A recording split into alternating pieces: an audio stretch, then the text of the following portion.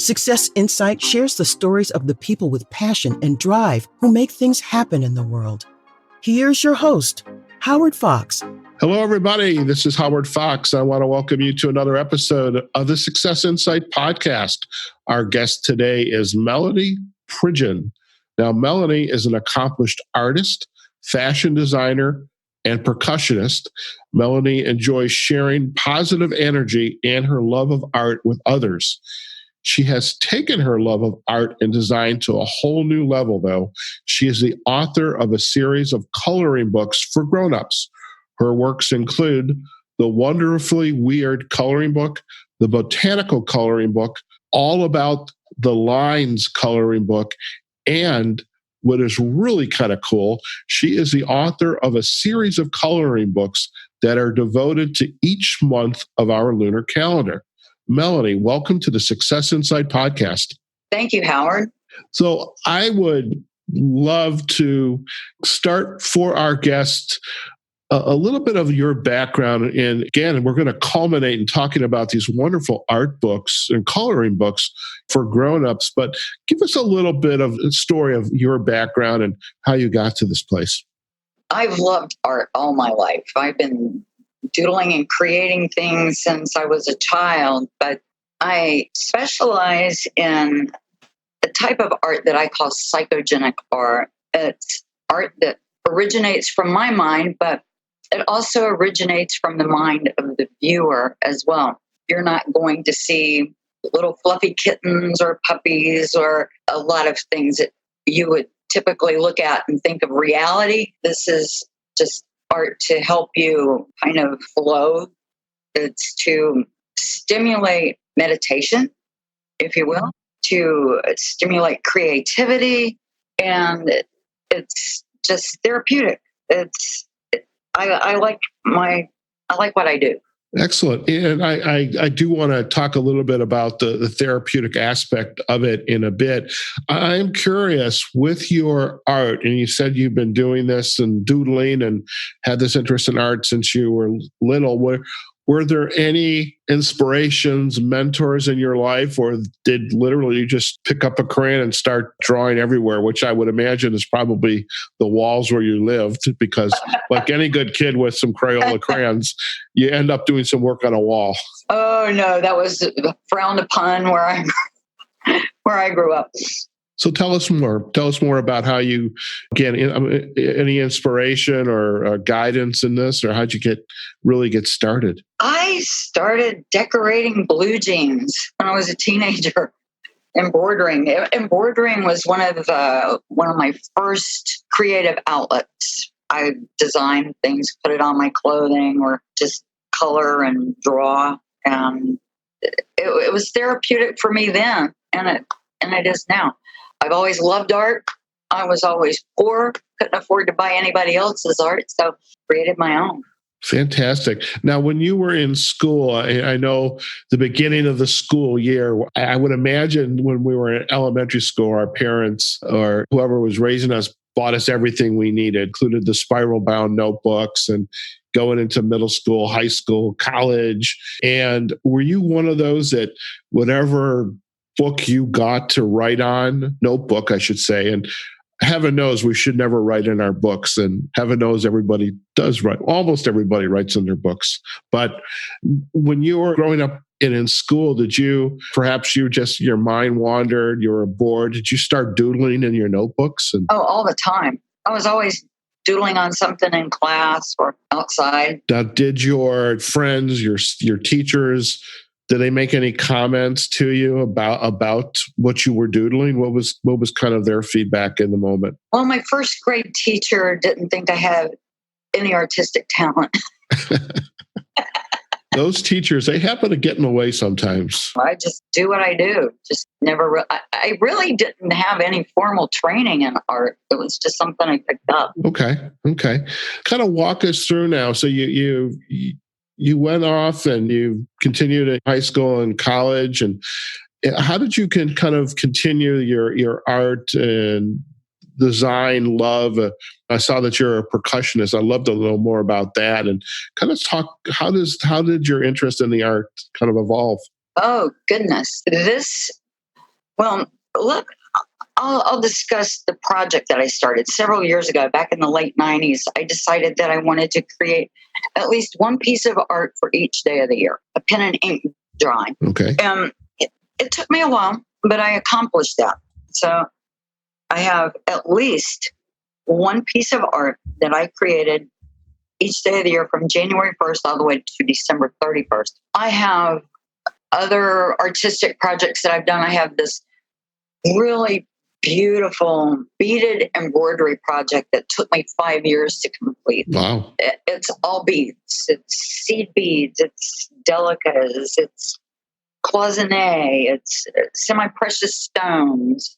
And it's one of my designs. And when I designed it so it can be viewed from any direction. I've worked with textile. I've worked with fiber. I've worked with clay and wood. So I've worked with various mediums, but the pen and ink has been probably my more prolific. Okay. So tell us more about this project of having a piece of artwork for every day of the year. I mean, besides for your own personal pleasure, is this the type of work that you would share with others, that they perhaps inform some of these coloring books that you've produced for each month? Or are they're just special to you and to your people that know and love you and kind of really appreciate your work as well? Oh, that's a tough question. Every once in a while, we'll give you a tough question. I don't know where to start with that one, Howard. Okay.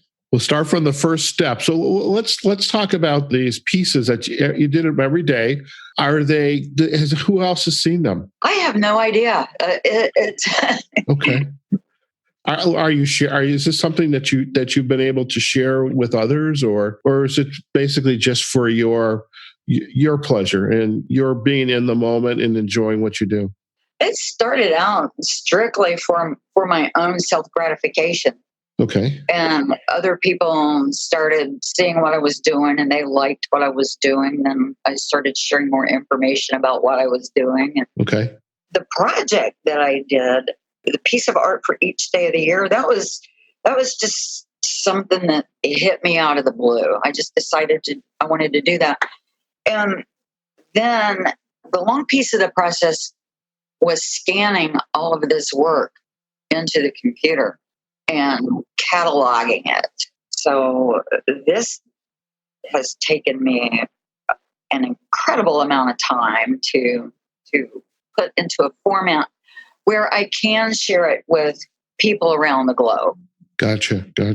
Tell us more about your books now. You've got the wonderfully weird coloring book, the botanical coloring book, and then all about the lines, and then the books devoted to each month.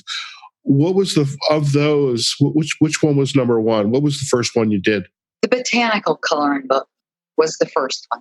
And how did that come about? What was the inspiration behind that? Oh my goodness. I have a lot of plant themed images in a lot of my work. Okay. So I started looking through it and I said, well, I've got enough work here to produce a coloring book. And people have been telling me for years they like my pen and ink work. And if I gave somebody a copy of a piece of work, they were more inclined to color it than just to hold on to it as pen and ink. So when I had more people tell me you should create coloring books, I said, well, I'll try this. The botanical coloring book was my first one. Now, when you produced the botanical coloring book, did you, and I know you live in Florida. Florida is a very beautiful state. There's flowers all over the state. I mean, I think the one thing I know most about Florida, or actually appreciate most about Florida, is you get up in the morning, and at least in South Florida, it has a smell to it. It's not the ocean smell, but it's maybe the time when I visited there, it was the smell of the flowers, the flowering trees. And so I always equate Florida with this morning smell, and eventually it heats up and gets humid and hot and all that good stuff. But where did you go to get inspiration for the botanicals in this coloring book? I would have to say the inspiration probably came from my grandmother. My grandmother was quite a gardener, and she loved plants. She loved flowers. So that's probably where my love for botanicals came from. Excellent. There's a botanical garden in the Chicagoland area. Actually, there's two. There's the Morton Arboretum, which is way out in the western suburbs. But then in the northern suburbs, we have the Chicago Botanical Garden. And I just love going there at certain times of the year with my camera. I'm more of a photographer, but and just love taking the real close-up pictures of the flowers and being able to share those. This nature's design is just amazing. And so you've got this coloring book. And when you produced the coloring book, what was the reaction to it from the people who all of a sudden it's like, ooh, this is not just a book of pretty pictures. This is a book I can actually make my own, draw using my own colored pencils, pens, brushes, I suppose. But what was the reaction? People love it. They seem to actually, I think they like the botanical coloring book more than the other ones. Okay. Why do you think that? Well, it's my perspective, my perception that most people like to be able to identify art, that they want to see something that they can recognize. Right. Flowers, plants, people love flowers and plants. So the more realism, I think, most people are attracted to. Okay. Now, when you are producing this book or like this botanical coloring book, do you have a recommendation for your client, your customer who's buying this book? Do you use ink? Do you use pencils? What's the best way to essentially start coloring the book? I recommend colored pencils. Yeah. I like working with colored pencils. I like watercolor pencils. I just love colored pencils. I have various collections of them. And I like the colored pencils more than I like the pens or the markers for coloring. Fantastic. All right. Well, I think for our listeners, we're going to definitely provide you a whole bunch of links out here. One of them is Melanie's author's page on Amazon, so you can look at all of her coloring books, specifically the botanical coloring book. So you get your choice, and perhaps you'll start with the botanical one. So after the botanical coloring book, what came next? It was the Wonderfully Weird coloring book. So the botanical coloring book, the Wonderfully Weird, and then All About the Lines. And then January, February, and March. And then I had a space for almost a year before I got around to getting April, May, June, July, August, September, October, November, and December. But I've got all 12 of the months now, and I'm excited about that. I also have I did the January ink drawings of Melanie G. Pridgen, which includes all of the 4x6 ink drawings that I did during the month of January, which I think it's 147 pages. Oh, wow. And then I put that into an ebook. So that's available on Amazon as an ebook. Okay. As well as a paperback. Okay. We'll definitely provide links back to it as well. And so what was unique about creating these coloring books for each month? I mean, I'm not the best birthday gift giver. I will admit that. I mean, I don't even like my own birthday, Melanie, just in the spirit of disclosure. I don't like my own birthday. I don't like the idea of getting older. That's a whole other conversation. And I think it requires a different kind of professional. But having said that, the May coloring book, I am so interested in that. I've got an art shop that's just down the street that sells a whole complement of pencils. So I'm thinking there's a May coloring book in my future. But I am curious, what went into creating each month's coloring book? Was there something unique about the designs that you made available for the purchaser of each one of these books? It's just whatever flowed out of my hands that day, whatever flowed from my mind to my hand. I didn't plan it per se. It's just, it was a day. I had a piece of paper. I had a pen. Let me see what's going to come out. Okay. Now, each one of these books, they're all around 45, 47, 8 pages. And What has been the reaction to these books so far from people who are buying them? I think people appreciate the fact that there is a piece of art that was created on their birthday, that they can look at something, they can look at their month, and they can see a piece of art that was created on their day. Okay. You know what I find very interesting about these books is they're easily consumable. I mean, again, 40 some pages. Each page is unique, so you get to be as creative as you want. Nobody's there to tell you. I remember growing up, there was these books that we could color in, and I think that's when we were told to draw within the lines, and each section had a number, and from that number, there was a corresponding color pen or pencil you used. I seem to recall that, and I don't know if you can remember that as well, but my personality was always draw within the lines. I was never an outside the line kind of guy, but I think some folks will get extremely creative here. And after folks are kind of consuming this book, I mean, I would imagine you can pick any one of these books and start drawing it just a little bit at a time, whether it's 5 minutes a day, 10 minutes a day, half hour a day. What are your thoughts on that to how to consume a book like this and use it? Oh, it all depends on the individual, and there's plenty of leeway to draw outside the lines. There are no rules with these coloring books. They're for you to consume however you choose. You can even add stuff in some spots if you feel a need to do this. There's a lot of latitude, a lot of leeway for somebody. You can just pick up a color and start working on it and drop it and come back to it later. No rules saying you got to finish it in an hour or a day or a week or whatever. It's just whenever you feel like doing it. Very interesting. We had a guest on a couple of weeks ago, Karen Briscoe. She is a real estate professional out on the East Coast in the Washington, D.C. area.